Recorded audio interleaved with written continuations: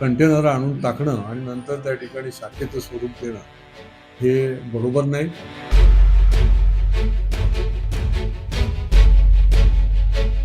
हा एक प्रकारे मी तर समजतो की हा उद्दामपणा आहे. तुळशीधाममध्ये म्हणजे धर्मवीर नगर हा हजारो लोक त्या ठिकाणी राहतात, 10-20 हजार लोक. तो सुविधा भूखंड म्हणजे नागरिकांना सोयीसुविधा पुरवता येतील असं महापालिकेच्या मालकीचं जागा होती.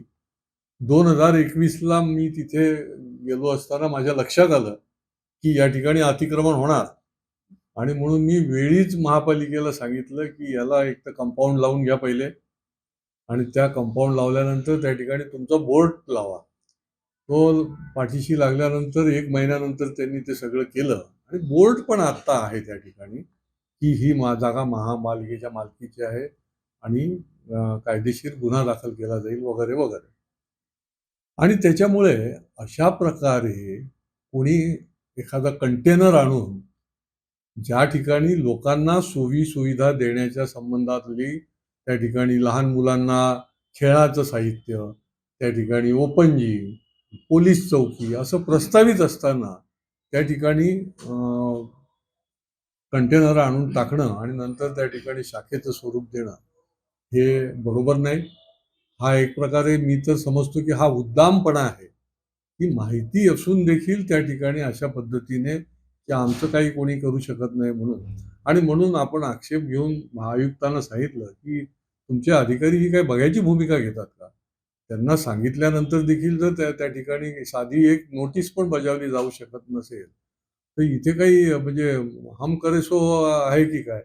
आणि त्यामुळे आयुक्तांनी ताबडतोब कार्यवाही करायला सांगितली आहे आणि त्यांना आम्ही पर्यायही दिलेला आहे की जर तुमच्याकडनं होत नसेल तर प्रतिकात्मक त्या ठिकाणी दुसऱ्यांना देखील कार्यालय स्थापन करायला हरकत नाही असं समजून त्या ठिकाणी कार्यालय स्थापन केली जातील, ती प्रतिकात्मक असतील.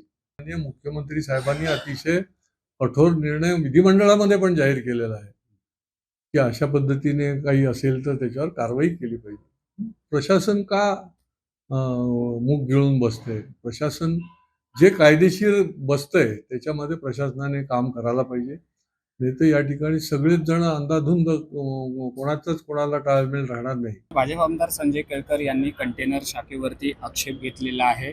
या शाखांवरती कारवाई करा, अन्यथा आम्ही प्रतिकात्मक कार्यालय तिकडे थाटू असं महापालिकेला इशारा दिला. संजय केळकरांच्या मतदारसंघामध्ये धर्मवीर नगर एक विभाग येतो जो माझ्या मतदारसंघाला लागूनच आहे आणि त्या ठिकाणी महापालिकेचा एक आरक्षित भूखंड आहे. त्या ठिकाणी अनधिकृत बांधकाम न करता आमच्या शिवसैनिकांनी एक कंटेनर उभारली असल्याची माहिती मला आज वृत्तपत्रांच्या माध्यमातून मिळाली आणि महापालिकेच्या काही अधिकाऱ्यांच्या माध्यमातून मिळाली. तेथील शिवसैनिकांशी बोलून त्या आरक्षित भूखंडाला कुठेही धक्का न लागता किंवा सर्वसामान्य लोकांना त्रास होणार नाही अशा पद्धतीनं जर शाखा कुठे शिफ्ट करता येईल का त्यासाठी प्रयत्न करेल. परंतु एक गोष्ट मात्र नक्की की शिवसेना प्रमुख आदरणीय बाळासाहेब ठाकरे यांच्या शिकवणीनुसार शिवसेनाचे आमचे नेते आदरणीय मुख्यमंत्री एकनाथ शिंदे यांच्या माध्यमातून जनसेवेचं व्रत सगळ्या आमच्या शिवसैनिकांनी घेतलेलं आहे. आमच्या शाखेमध्ये कुठल्याही प्रकारचं चुकीचं काही काम होत नाही. सर्वसामान्य जनतेसाठी झटणारे शिवसैनिक आणि शाखा प्रमुख त्या शाखेमध्ये बसत असल्या कारणानं चुकीचं काही घडणार नाही याची जबाबदारी आमदार म्हणून तर मी घेत आहे.